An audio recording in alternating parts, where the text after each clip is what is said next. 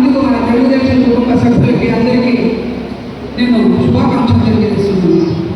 ఈ సభకు అధ్యక్షత వహించిన మన ప్రియతమ నాయకులు మన ఎమ్మెల్యే కందుకుంట వెంకటప్రసాద్ గారు, అదేవిధంగా తెలుగుదేశం పార్టీ నాయకులు, పార్టీ కోసం అహర్నిశలు కష్టపడిన ఈరోజు సన్మానం పొందిన మన సహోదరులు సహోదరులకు అందరికీ పేరు పేరున పత్రికా విలేకరులకు పేరు పేరున నమస్కారం తెలియజేస్తున్నాను. ఈరోజు 44 సంవత్సరాలు పూర్తి చేస్తున్నామంటే అది తెలుగుదేశం పార్టీకి కాదు, ప్రజలకు ఆ రోజు చైతన్యం కలిగి మన హక్కులు మనకు వచ్చినాయని అని చెప్పడానికి చాలా సంతోషిస్తున్నాము. ఎందుకంటే ఇంతకు ముందు పరిపాలించిన ప్రభుత్వాలు ఆ